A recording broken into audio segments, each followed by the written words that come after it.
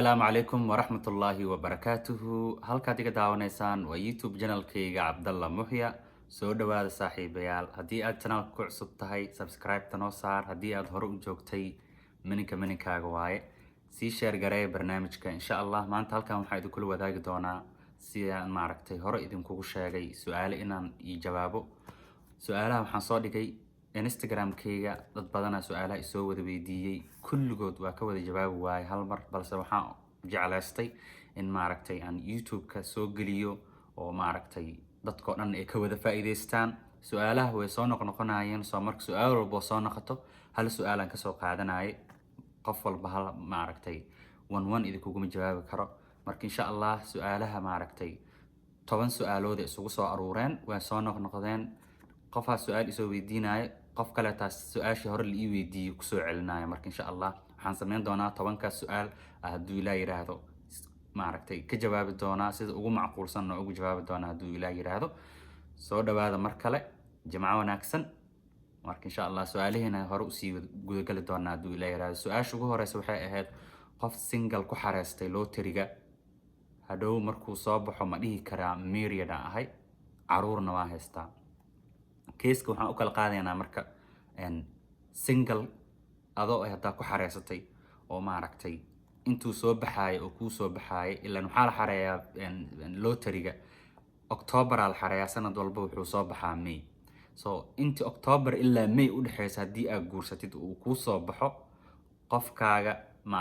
lamaanaha aad tihiin waa ku darsan kartaa. Hadhow markaad interviewga mareysaan waxaad laga rabaa caddeyn waqtiga aad guursateen waqtigaasna waa inuu noqdo October ilaa May intuu u dhaxayso. hadalkayga marka aan ku celiyo, haddii aad isguursateen October ilaa May oo aad caddeysaan, that's good. DS260 qofkaasito waa ku dari kartaa.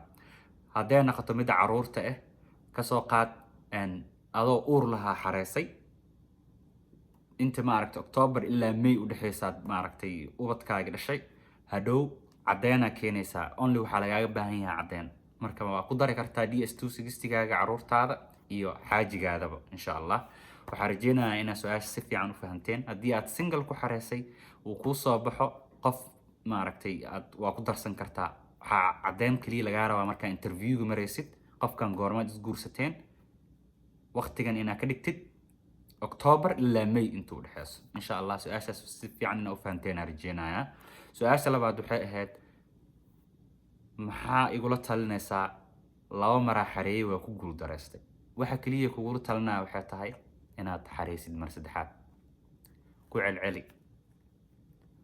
bahalkan inta lacag kuma fadhiyo, waa free. website-kaas kaliya tagaysaa waa xareynaysaa. wax lacag kaaga baxaya ma lahan. only waxa lacagta kaaga baxaya waxay tahay waa sawir inaad soo gashid.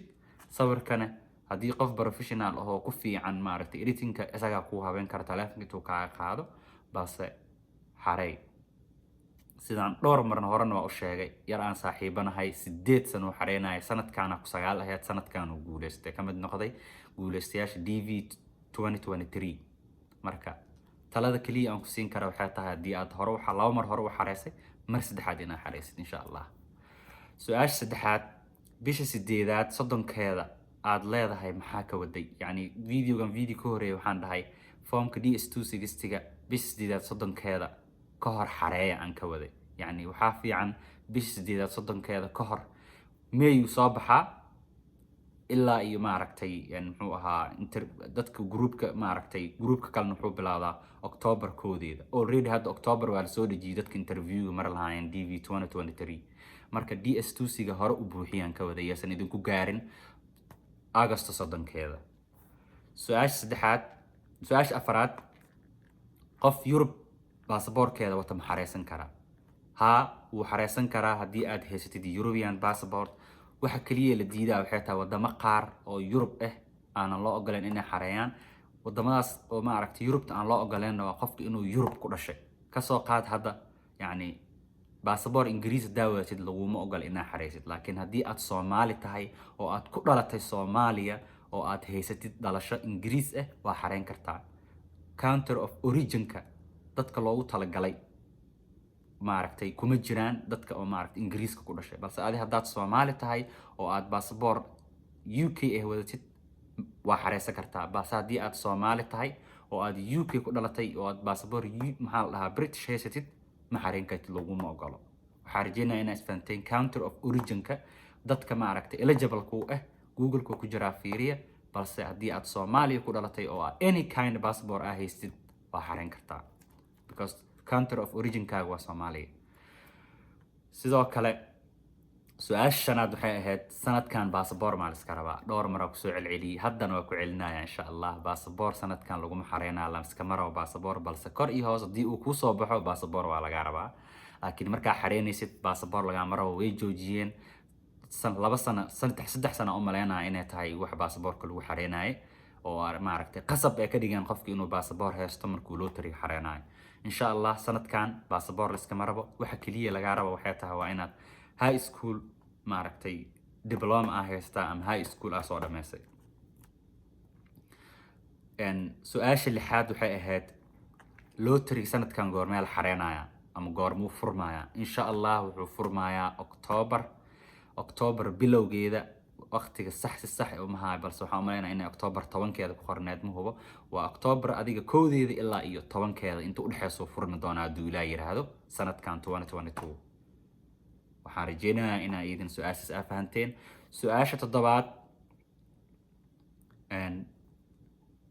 qaab aan lottery ahayn oo aan USA ku imaan karo noo sheeg aniga the only qaabka kaliya aqaano waxay tahay oo USA lagu imaan karo oo aniga aan ku imaaday qaab lottery qaaba lottery ahayn ma aqaano soo tahriibku ma dhihi karo yani maaragtay naftaada risk soo gali kuma dhahay insha Allah lottery waqtigiisa markii la gaaro xareey oo maaragtay jaaniskaagana maaragtay muxuu ahaa tijaabi oo ka mid noqo dadka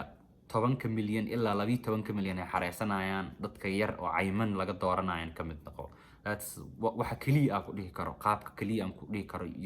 Mareykanku aad ku imaan kartaa because ani waxa experience u leeyahay ka hadli karaa waxaan hore u soo sameeyay ka hadli karaa ma ka hadli karo wax oo maaragtay aanan khibrad u lahayn dadka qaar waxay ku imaadaan meeshan UN inuu soo qaado dadka qaar waxay ku imaadaan dacwo oo maaragtay maxaa la dhahaa xaajigooda ama xaajidooda u soo dacwooto sidoo kale dadka qaar waxay meeshan ku imaadaan waalidkooda inay u soo dacwoodaan iyo dadka qaarna waxay ku imaadaan darbiga inay kasoo boodaan aniga qof kulama talinayo inuu darbiga kasoo boodo darbigana waxaa ka wada waa iska fahmi kartaan in maaragtay la soo tahriibo maaragtay ha soo tahriibin maaragtay muxuu ahaa risk nafsadaada soo gelin anigu kulama talinayo inaad soo tahriibtid insha Allah waxaan rajeynayaa su-aashaas dhowr marna waa soo weydiiyay qaab kale oo aan lottery ahayn oo USA ku tagi karna sheeg ma aqaani